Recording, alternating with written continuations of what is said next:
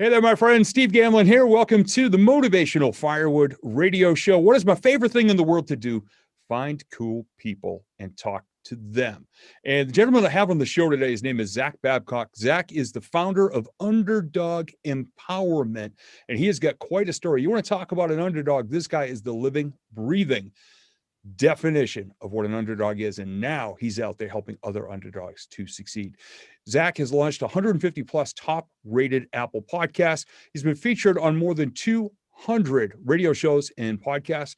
And my favorite part of his description, and this is his words, he's not for everyone. So Zach, welcome to Motivational Firewood Radio. Yo, Steve, man, thank you for having me, man. I'm feeling extra cool today now that I'm talking to you, man. Absolutely my pleasure. And you know, it's funny, usually when I see somebody out there in the world, I'll see something they're doing and I'll be like, all right, I want to have that person on the show. I literally have, and I wrote down the dates. I have 3 reasons why you're on the show. And in chronological order, and actually this first one is still taped to the window up in my office. On September 22nd, 2020, you put out a video. And this is something that I've learned over the years about how to repurpose yourself. And so many people are out there that have a great idea or great business venture, whatever, and they put a post on social media. And the next day they put another post on social media. And the third day they're bitching because nobody shared their post on social media or liked or commented or anything. You put out a video that day and you drew, it just goes X to next level, next level, next. I mean, you just had for somebody to get their idea out there in the world. And I said, Zach is somebody I might want to talk to someday. On November 27th, you interviewed your little guys, your twin boys, on your radio show about their dream boards. And I've been teaching vision boards for about 15 years. And I said, okay, now I really want Zach on my show. And on December 4th, you put out a post that said, hey, I'm opening up 14 slots in January, very limited time. And I said, okay, today's probably the day I should get Zach on my radio show. And that was the day I reached out, and your lovely Stephanie set it all up for us. So big thank you to her. And if you would, explain who you are and how you got here and what put you in a place not only to be an underdog, but to help other underdogs succeed and achieve and believe in themselves and get themselves out there. Dude, well, thank you so much, Steve, for real. It means a lot to me. You could tell you really, been paying attention and doing your homework, and that just reaffirms that, what I'm doing is working. It's always a great feeling. Anytime you can experience that in life. So I'm super grateful for that. Dude, yeah, I'll give a quick high-level overview. Don't want to take up too much time. Don't want to ramble on. I know you've been in the game for a long time. You ask a question, they start rambling for 20 minutes. It's not fun. Yeah, maybe once or twice that's happened. Yeah. Yeah, exactly, dude. So we can always unpack more, but real Cliff Notes version. I grew up in Ferguson, Missouri. Didn't have a father figure. Never had a real chief aim in life until later on in life. And I made a lot of poor decisions in the process, and I could still make a lot of poor decisions. Let me tell you what, but I think we all do. We always will continue. Ended up going to prison at the age of 19 for making those poor decisions in life. Did over 5 years of my life total, got out, did 4 years the first time, got out for about 2 years and went back just 20 days before my twin boys were born. And that was the moment that I decided to take full ownership in my life and own everything and to turn my life around and started moving in a completely different direction ever since. Got out, became an entrepreneur. I got laughed at for the next 3.5 years. Anytime I tried to collaborate with anybody, nobody was taking me seriously. It was really rough. And then I launched the podcast, Underdog Empowerment, broke through, got ranked on Apple day 3, had Billy Genius Marketing on the show the following week. Exploded the brand sense and generated hundreds of thousands of dollars through the podcast. And now I help other people do the same thing. Just really excited and grateful that I get to be here today and do what I do, man. And I'm just excited to be jamming with you today. Yeah, no, thank you. It's an honor to have you here. We run in a pretty tight circle, a pretty tight tribe of people. And we got some overlap in there. Chris Whitehead, Brian K. Wright, Lonnie Robinson, among others. And when he heard I was going to have you on my show, Chris Whitehead was like, all right, good. You're the man. Rock, come on, bring it, which he always does to me. And Chris is somebody very important in my life. We met about a decade ago when he reached out to me and said, hey, I'm new to the area, but everybody tells me I got to have lunch with Steve Gamlin. Why the hell is that? I said, I don't know. Let's go grab a sandwich and talk about it. Maybe we'll figure it out. And we did. And here we are 10 years later. And he found me pretty much, and I'll quote Leon Russell from his Rock and Roll Hall of Fame induction, in a ditch on the side of the highway of life about 3 years ago. Business wise, I had, vision board mastery program, and it was out there, physical products. The website I had cobbled together got hacked by Chinese porn, and it got shut down. Oh, wow. And all of a sudden, man, I'm just like, I'm out of gas. I got a great idea, great concept, great product. Can't deliver it digitally. And Chris reached out to me and said, well, how's your program? I said, dusty. And he goes, what do you mean? I said, no, dude, I'm looking right at it. It's covered in dust. And so he brought me into this circle, many of whom are now crossovers into the people in your crowd as well. And you are just, rock and rolling and climbing. And the people I see you now associated with, it makes me think of something you just talked about, where you're fresh out of prison, you decide, you jam your flag in the ground going, I'm going to be in control of my life from now on. I'm going to be an entrepreneur. And people laughed at you. And there's a quote that you shared on your social media page: pay attention to who doesn't clap when you're succeeding. How many of those people now look at you and say, oh, Zach, man, you're lucky? Yeah, man, dude, right there. Oh, first off, shout out to Chris. Man, you guys got a really strong relationship. He came into my life a few months ago, and dude is a total rock star. Really grateful for him as well. Shout out to you, brother, if you're listening. And then what you're talking about, how pay attention to who doesn't clap when you win. Oh man. So I'm driven by internal things first and foremost. Like I'm driven by me, my identity, and my purpose in life, and the reasons why I'm doing it. And so I have the inner game. That's what I'm truly driven by, and that's what keeps me going whenever I feel like I can't keep going. I'm also driven by external factors, like you just mentioned, and so that's the whole underdog mentality that I continue to tap into this day. Andy Frisella said it best on my podcast. He's like, I still do it too. He's like, I still tap into it too. On the second interview I had with him, he's like, some people might say that, hey, I got a lot of inner work to do, and maybe I do, but it's working for me, and I thrive. I'm always looking for that extra edge, that extra juice. Like, I get it. Motivation is here one day and it's gone the next. You got to have the internal factors rolling for you.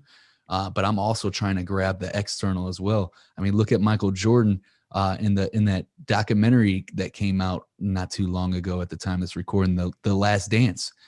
Long after he was the alpha dog in the NBA, he continuously found external motivation throughout his entire career to give him that extra juice, like that playoff game when they lost and the guy had a total of like 37 points total in the game, and then he said, "Nice game, Mike," after the first playoff game. Well, that didn't even really happen. Michael Jordan imagined that in his mind and went and dropped 36 on him in the first quarter or the first half, the next game 2 of playoffs. He consistently did that to find any little edge, any little thing. And so I won't keep beating the dead horse, but man, that's a powerful resource that I tap into a lot. Yeah. See, here in New England, we've been very spoiled the last 20 years with our Patriots and Tom Brady and all that. And one of the biggest things, and Coach Belichick is such a disciplined, focused guy. I swear that he would be praying every week for bulletin board material, for that external stuff, where he could just cut it out and tack it up on the board. It's like, did you hear what these guys said about us coming into this week? He may have printed it at home in Photoshop on his own computer, who knows? But whenever he hung up something like that about somebody out there either dissing his players or downgrading them or saying they're lucky or they cheat or whatever, man, he would marshal in and rope in that external motivation. And they'd come up and they'd beat the next team 67-3. Like, they gave them a field goal because they were just tired of chasing them at that point. But that external stuff. Now, for me, I've got a special hashtag that I use for people like that when they say I'm lucky. It's just hashtag up yours. Yeah. Because I can just say that anywhere and it's okay. But it's people that say, hey, Steve, you're lucky. Oh, that's great. Thanks. I'm glad it looks that way. Hashtag up yours. My dad had an expression when he was alive. Hey, friend, you're lucky. He'd go, lucky my ass. Amen. And he would say, I worked for this and I scraped for this. He goes, you want to see my scars? That's how I got here. Yeah. Dude. So, yeah.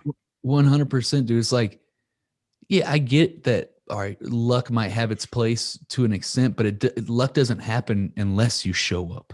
Like, unless you're like, you could call it luck, but it goes back to what you're very big on, is the vision. That vision board, having that aligned, knowing exactly where you're going in life. Like, dude, I have a crystal clear vision. I know exactly where I'm going with my health. I know exactly where I'm going with all my relationships. I know exactly where I'm going with all my businesses. I know exactly where every single faucet.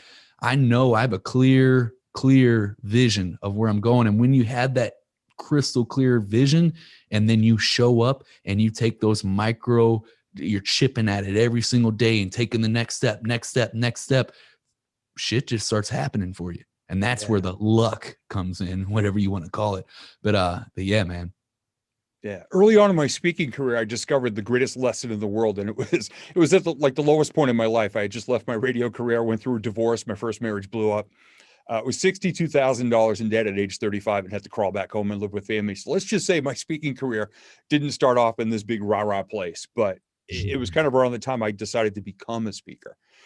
And I went down, I just had a few bucks left, and I went to this amusement park near where I used to live. And I got on this old rickety wooden roller coaster.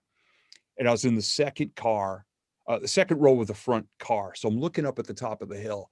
And all of a sudden, my brain starts going, well, there's my goal right there is the top of the hill. Now I get in here with a limited amount of people, and I want to achieve that goal. But what I got to do is go click, click, click, click, click. I can't cheat my way to the top. And I also can't skip any clicks. I got to do all these little clicks to get there. But after I do everything I had to do to achieve it and surround myself, put the right people in the car, not bitching about how, they're going to get bruised or how fast it was or whatever. As soon as we go over the top, man, I couldn't stop that ride if I tried. Amen. And so many people stop right before they get to something because they're afraid of success, afraid of whatever. But I rode that ride and I get off at the end and I got tears coming down from all the wind and everything like that. I'm screaming my brains out. And I went home, and the next morning I wrote up this whole thing about that. And that's still such a critical thing. I mean, how many people think that you were just overnight success?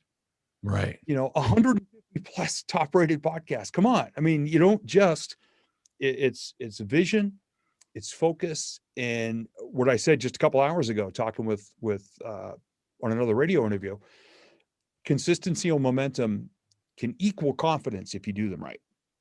Oh my God, dude, you're speaking my language right now. Because that was the thing I was getting ready to say, and then you hit it right there at the end. The consistency, the discipline, that's the unsexy piece of this all, but that's the glue, that's the foundation, that's the driver, that's the engine, that's the power, is that consistency and discipline to that consistency, not breaking or bending the wheel, having certain things that you stand for and certain things that you do not stand for, and living and dying by that, man. There's nothing greater than that right there when you tap into that.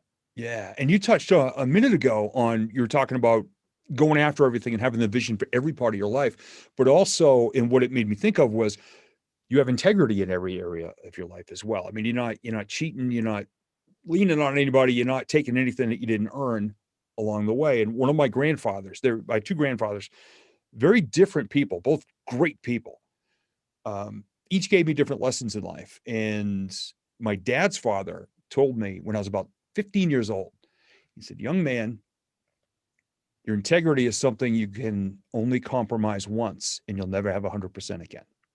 And he said, so make good decisions. And then right after that, he said, cut your hair, because it's always been longer than it's supposed to be. And believe me, when I was a teenager, I could grow it long. But that's still, I mean, I'll be 53 years old this year. And it still rings true to me that when I go into business, could I make more money if I cheated the rules a little bit? Maybe. Would I? Never. I can't, because it's going to upset everything I do. And it's going to be an asterisk that's going to smell like dog crap for the rest of my life. And you can't scrape that off your shoes once you've compromised that integrity. Man, yeah, wise words by your dad right there. Like, it's so true. Your word is everything. You got to live and die by it. Yeah. Yeah. And an interesting conversation I heard you have, and I apologize, I don't remember the name of the guest. A big thing for me, and because I got the Vision Board Mastery program, it's 10 modules. Module 4 is dedicated to understanding your why. And it's a big thing to know, what you want, but why you want it. But you had a really interesting spin on that recently with one of your guests. And I apologize, I don't remember the name of the guest, but it was really cool about a why and a who kind of going hand in hand on that. So if you would explain that a little bit. Yeah, dude, I love that you're bringing this up. I'm literally writing a book about this. All right, and I'm seriously already in the process. And all right, but anyways, if you beat me to it, awesome, cool. You beat me to it. You moved on it first. It's kind of like how I'm moving first on this Clubhouse thing. But Yeah. check this out, man. The why, to me, it's so important. Like the book Start With Why. It's a great book, man. It's really good stuff, man. And you got to have a strong why. But I'm a firm believer that you can't start there. And so I'm going to tell a story of why I believe that. Anytime I've ever made any significant change in life, it started with my identity. It started with who. So for an example, when I woke up in that jail cell, learning that I was going back to prison just 20 days before my twin sons were born, I said, this isn't who I am. I'm a good father. I care about my family. I'm a man of my word. That's my identity. And I took on that identity. And then the why came into play because I got to be in their life. I got to be the father that I didn't have growing up. That means everything to me. And another example, though, is like I smoked cigarettes from when I was 9 years old. I'm 32 now. I have, at the time of this recording, over 9 months because I'm not smoking, because I'm not a smoker anymore. But I tried to quit so many times. I can't even count them. And I mean that, like probably over hundreds of times where I tried to quit. And every time that I tried to quit smoking, and I had all those strongest reasons why in the world, why I had to quit smoking. I don't want to be winded whenever I'm playing with my kids. I want to be there and walk my daughter down the aisle when she gets married. I want to see my grandkids grow up. All these strong reasons why I didn't want to smoke. But anytime somebody asked me, hey, Zach, do you want a cigarette? I'd always say, no, man, I'm trying to quit. And that was it. That my identity was, no, I'm trying to quit, but I'm a smoker. I'm still a smoker. I'm just trying to quit. And then when I finally understood this, I was like, no, my identity is I'm not a smoker.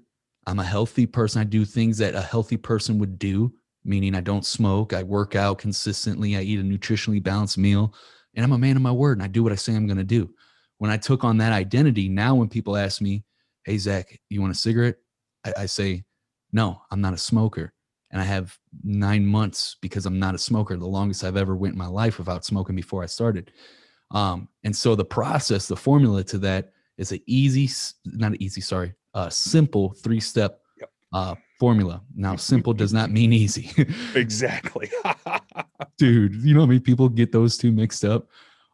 It's simple. Yeah. It requires work and discipline, but the process is identify. Okay. So right now I've identified as a 210-pound male, obviously 10% body fat and 6% or 10% body fat and 6-pack abs. It's very clear identity. Picture it. I can see it.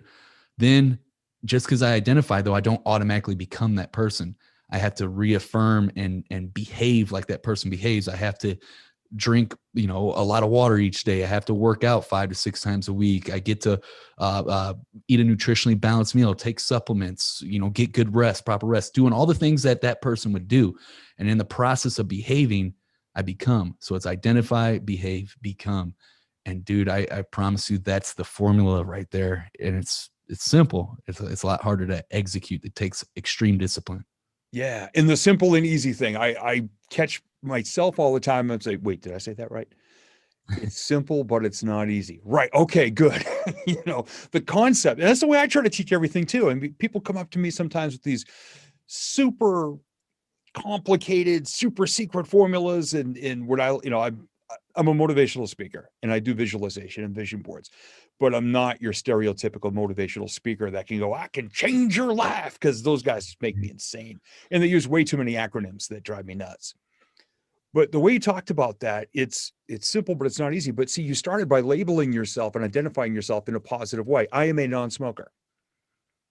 Your resolution or your goal isn't, I need to quit smoking. I need to lose weight, because those have, when you speak to your inner voice, well, I'm not perfect because I do this, so I got to get rid of that or lose it. And you spoke of it in the positive. No, man, I'm a non-smoker. Yeah.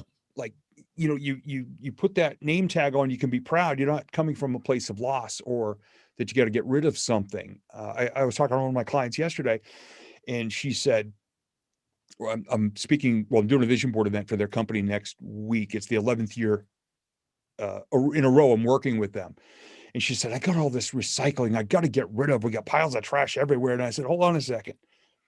I said, what's your hashtag? She goes, clear that clutter. I said, all right, give me a minute. I thought about it. I typed it back to her.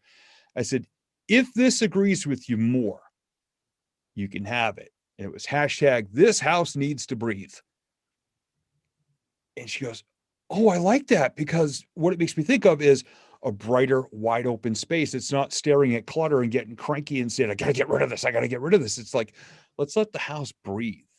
Yeah. And I said, now make sure your kids know it, and make sure your husband knows it, and make sure anybody else, she has a couple of relatives living with them. I said, make sure they all know it. And even though they're going to roll their eyes when they're throwing crap around the house, you just point at them and go, hey, hashtag, this house has to breathe. Mm-hmm. I said, then everybody realizes that the less stuff in the house, the more room there is for love, for connection, for family fun, for laughter, for joy, for good energy, and not tripping over stuff all the time. And she goes, Dude, I like that because it sounds more positive. I'm like, well, it's kind of why I do, part of why I do what I do is to find the light through the cracks in everything.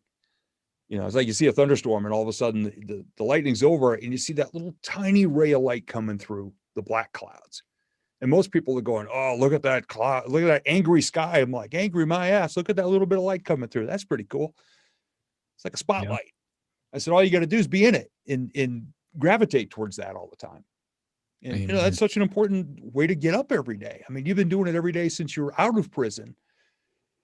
And I love something you said in one of your interviews, because we're in personal and business development. We know all about DISC, Myers-Briggs, and all these personality and communication styles. And you put the funniest quote, post or answer on somebody. You said, dude, I spent 5 years in prison. That was the best way to read people I could have ever learned. I loved when you said that. And I'm thinking, I got to remember to say that to Zach when I'm talking to him. But, what do you think are some of the gifts of your time in prison that set you up to make you better to be successful now? Dude, it's going to sound crazy. I'm the luckiest guy in the world. I got to do 5 years in prison. Dude, the lessons, the experience, like that's paid dividends over and over. Now, I'm not saying go to prison. Don't do it. It's not a great place and you don't want to go there.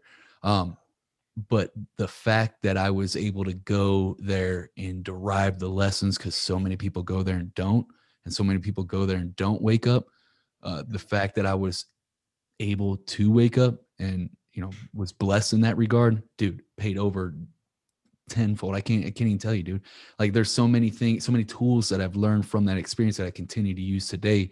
But to go back to your point about that post, I was literally on Clubhouse and I was speaking on this stage and it had all these heavy hitters. It was Ty Lopez, Grant Cardone, dude, Damon John, and like legit like 30 other people I can't name off. It was a huge stage and we had like a couple thousand people in the room on Clubhouse. And Ty Lopez was just, dude, I have a newfound respect for that guy. Some people don't like his marketing style. The dude is one of the smartest people I ever heard speak. Like he's on point. But anyways, he said this quote. He said, the people that are going to win in business the most are the people that understand human psychology and can understand other people.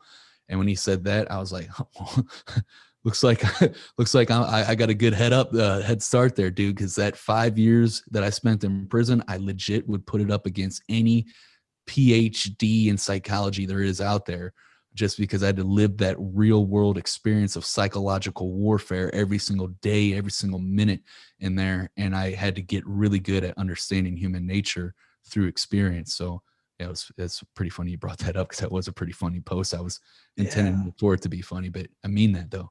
Yeah. And you're one of the people that early adopter of Clubhouse and being on there and showing that it's not just sitting there dicking around all day, listening to other people. Like you dove in, you became part of conversations. You now have, and I've seen the roster, a lot of these heavy hitters and these big people that most people wouldn't have the guts to even ask, scheduled already on your show. And, you know, most of the people that I know are in the iPad, iPhone world.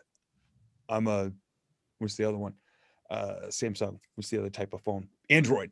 I'm an Android guy. Most guys have in their recording studios, it's all Apple stuff. I'm a PC guy. So it took me literally asking my wife, honey, do you still have your old iPhone and does it work? And can you scrub it? And literally last night, we charged the thing up. We got it to recognize my thumbprint.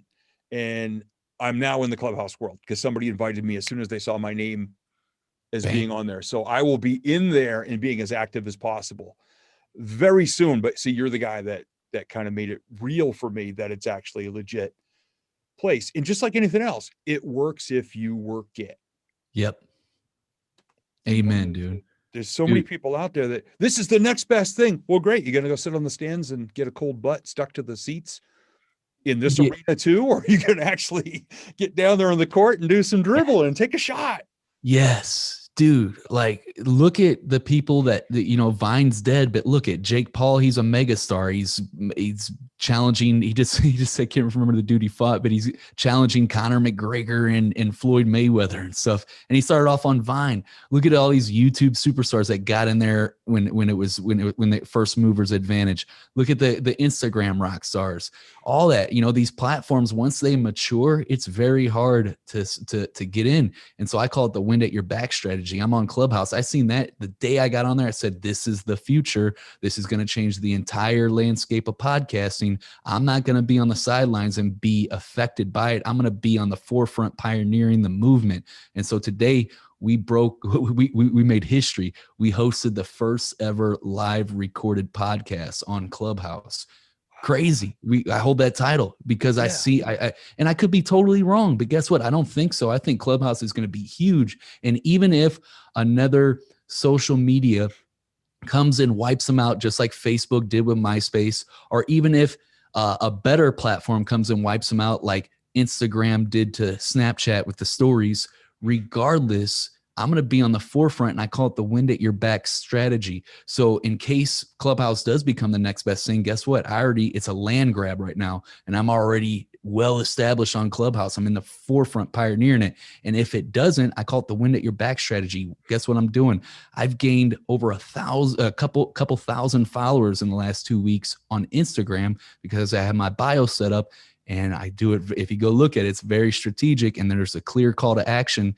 Hey, connect with me on Instagram. I'm not trying to say just connect with me on Instagram. And so I'm got the wind at your back strategy with a platform that's still in its infancy, that has the huge organic reach. And I'm funneling that traffic just in case if it does die out to a platform like Instagram that's already matured, and that's very hard to build the following. Now you got to pay to play because they matured the platform. They have over 1 billion, whatever, active users a month. So it's the wind at your back strategy, and taking advantage of that first mover's advantage. Like you said, get off the sideline and go make it happen. Yeah. And you're in there actually making stuff happen versus I'm here, nothing happened. It's like the people that said, I put a post on social media, and then again the second day, nothing happened. And go back to momentum and consistency. There's a radio station streaming out of England. It's called Inspire Radio, and it's worldwide, but it's a streaming station dedicated to positive messages, positive interviews, positive books, positive mentions, and all that. 6 years ago, a guy reached out to me from England, this guy named Steve Twynham, and he says, hey, I love your stuff on social media. Could I interview you on my radio show? He's on a terrestrial station over there. I said, oh my God, I'd be honored. So we figured out the time zone so I could actually show up on time and did the interview. And off air after, he says, I wish there was a place for just positive stuff and positive messages. And I said, me too. We didn't talk for 5 years. And in fall of 2019, he reached out to me. Hey, do you remember me? I said, yes, I do. We were on your show 5 years ago. He says, remember what we talked about after? And I said, look back in my notes. I go, yeah, a positive radio station. He goes, I started a radio station. It's streaming online. It starts in January of 2020. Would you like to have your own feature every week? He says, you're the only guy in America we're even asking right now. And so this week, at the time of this recording of us, is exactly the 1-year anniversary of that. Now, every Friday, I do 3 episodes, 4 segments each for the following week. So I've done 156 episodes in a year, never missed a week. Because if you're not consistent, if you say, oh, well, you know what, this week, why don't you just play some reruns? If you bow out for 1 week, skip 1, you can skip 2. If you skip 2, you can skip 3. And the whole thing can blow to hell. So I got right now 52 weeks of that. We mentioned Brian K. Wright, our mutual friend, Success Profiles Radio and the magazine. 38 consecutive articles in Brian's magazine. Brian and I are the only 2 people on the planet who've been in every single issue. Nice. And every month the joke is, hey, bro, do you need another article? You know, and I just say it that way and roll my eyes. And he rolls his eyes and goes, well, I guess so. But man, I can't skip a month. I just can't. I got a weekly group coaching call from my vision board clients. This past Monday was 76 Monday nights in a row. I don't care if I'm on vacation. I'm going to be on my phone doing the damn coaching call. We just can't skip it. We can't stop. I mean, imagine if you were like, you know, guys, I'm just going to take a month off. Right. What would happen? First off, you'd probably be going out of your mind halfway through the first day, you know, sitting on the beach somewhere going, okay, I really should be broadcasting this right now or something. You know, for people that are just getting started in this new year who might already be losing hope, momentum, belief in themselves, confidence. I mean, what's the best advice you can give to somebody right now who is looking up the hill, up the roller coaster hill and going, holy crap, Zach's right there at the top. And I'm way the hell down here. What can I do right now? What advice would you give to somebody who's kind of in that place in their business, personal life, blend of the two? Rock solid question right there. I love this, dude. Real quick to piggyback off of what you're just saying, I would throw this in this piece of advice is the consistency that you're talking about. Dude, that's everything in life. It's with, you know, you eat consistently and work out consistently, you get a consistent result in your health. You treat your wife with respect and do your damnness to understand the feelings aspect of it, because us men kind of suck at that sometimes. And you consistently show up for your wife. You get happy wife, happy life, and you're gonna get that consistent result. You consistently, like, dude, I put out an episode every single Monday on Underdog Empowerment since its existence in 2018. Never missed. We've done all these different variations of releasing on different days, but we have never missed a Monday publish day, period. And we won't, because that's what we do. It's consistency is everything. I know it sounds so damn cliche. Everybody talks about it. And guess what? Most cliches are real. And that's been such a huge part in everything that I do in life, not just business. But also to add to that would be, dude, if you're at the bottom, right? Because I was there not too long ago. And you're at the bottom, you're trying to figure out how to get the momentum going and get the ball rolling in the right direction, start climbing that hill. I would highly recommend this is to develop real, tangible, valuable skills that the marketplace actually wants and needs and will pull out their credit card for, and become a master of them. Don't just like kind of understand them, like truly become a master of your craft. Dig in, do the work. It's not the sexy answer, but you got to do the work. And this takes time. This takes actual becoming a practitioner, deliberately practicing and becoming a master of your craft over time, and also developing high character. Can't speak enough about high character. You focus on skills and character, and that's how I got to where I'm at, by focusing on those two things when I was at the bottom. And now I just continue to keep on sharpening that axe. I'm always consistently trying to get better and better and better at what I do. And all I do is just live by the 1% better mantra every single day. I don't have to make leaps and bounds, even though I am trying to make leaps and bounds every single day. But I'm just looking for that 1% better than I was yesterday, and consistently digging deep on that. And because of that, I'm not going to be a flash in a pan like most of these wannabe gurus and stuff that you see all the time. They're here one day, gone the next, because they're not the real deal and because they won't do the real work that's involved. There's no magical wand. You got to step into it, dig deep, and go hard. Yeah. And you got to stop renting Lamborghinis, yachts, and mansions to do your videos on success. That's why I love Clubhouse, bro, because there is none of that over there. You can't get away with that.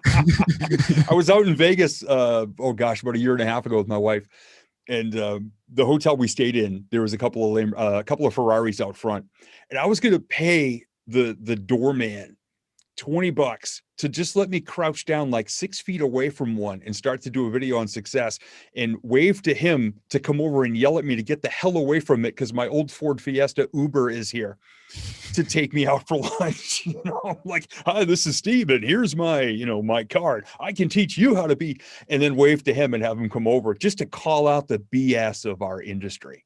Amen. Because I've been fighting that since day one. Matter of fact, I used to make fun of those speakers on stage. I'd get up and I'd just say, all right, how many of y'all been see a motivational speaker before? Raise your hand. Okay.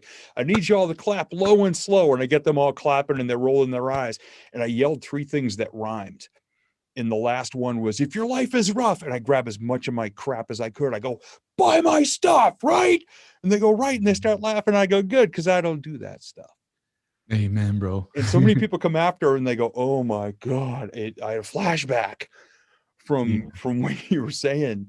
And as we get ready to wrap it up, I'm going to ask you to tell people how to get a hold of you to learn more, because I think they really should. One of the things you said in the last part, right before we got to this part about Vegas and fake videos, lower your standards for no one. And you touched upon it there, but I wanted to bring it back in all caps in a bold font. I'm thinking like Goudy Stout would be good, because this is really, really important. Don't cheat, don't lie, don't steal, don't compromise your values, and don't lower your standards. I had a similar quote years ago, and you're going to love the irony of this. It said, I refuse to lower my standards to accommodate those who refuse to raise theirs. Now, it's all about standards, right? The son of a very famous motivational speaker sent me an email and asked to use it in his book. I said, yes. And I proved that I created it. And he used it, and he attributed my name there. Well, about a year and a half ago, I caught him on social media using it without attribution. And I'm thinking, all right, a quote about standards, and basically you just stole it and put your branding on it. So I called him out on it privately, and it went away. But I mean, how important is that? And we both know it's A++ rating about lowering your standards. And how's that helped to keep you where you're going and growing? Dude, I live and die by core values, and I'm not perfect. And there's times where I don't live up to the standard, and that's when I get it together really quickly. But having that moral compass to judge and base every single action on, and to have that North Pole, as you would call it, that is everything. Like, it's in everything in our business. It's everything in life. Every single decision we make in our company, everything is based off of our core values. Every single recognition, promoting, any hiring, firing, everything is, and taking on new clients, everything is based off of these core values that we have set. And by living by that and breaking them for no one, there's power in that. And that's called discipline. And it comes from understanding who you are to the core and getting that out on paper, fleshing it out. And it might take a little tweaking to do, but you don't, I'm going to tell you this, done is better than perfect, but getting that out there, getting it on writing, just like with your vision, just like your vision board, getting it out on writing, then getting the vision on it. Same with your core values, and then breaking that for no one and living by that. There's power that comes with it. I can't speak highly enough about it. Yeah. And done being better than perfect. The reason I smiled for that is our brother, Chris Whitehead, and one of my other mentors, Lonnie Robinson, they kick me in parts of my body my doctor only gets to see once a year, because I'm a perfectionist with stuff and with video editing. Hell, I own my own recording studio. I've been doing it 30 years. So they're always like, how's this going? I go, it's almost done. It's not quite perfect. I breathed really loud, like in this part here. And I'm just and they go, dude, get it out there. Just, I mean, hell, Lonnie had a video of him that he recorded the audio. Well, it was audio, but he recorded it in his car on his phone in a parking garage. And 48 seconds in, I'm listening to it. When I finished listening, I go, Lonnie, listen at the 48-second mark. I think somebody just got shot like on another level of the parking garage. And he goes, hey, done's better than perfect. I ain't fixing it. And he goes, yeah, that in that video, he goes, that sales page, he goes, that converted like hell and made me a ton of money. So I don't care if somebody got shot. Amen. It's the realness, dude. Yeah. I think the pendulum is swinging back to the unpolished and super raw and real. Yeah. Just stuff happens, man. People cough, or people say when they're talking, or people will literally forget what they're talking about when they're answering a question, and then they're like, oh man, I can't rethink of it. Like, I've done that so many times, and I keep it in the podcast because it's real and people can appreciate that realness. Yeah. And I do that as well now because, and again, it goes back to my mentors. In May of 2018, they gave us a 30-day writing challenge. They said every day you got to write something and post it on social media. And some guys were writing 2 sentences and then saying, I'm done. I wrote 26 articles, the shortest of which was 450 words. But what I learned in that was to write in my speaking voice. And that was the month out of my 52 plus years that everything was authentic and completely imperfect. But that month when I submitted an article to Brian, he reached out to me and he goes, dude, I don't know what happened since last month, but I'm reading this and I can hear you saying it to me. He says, that's the first time. So ever since then, done is better than perfect.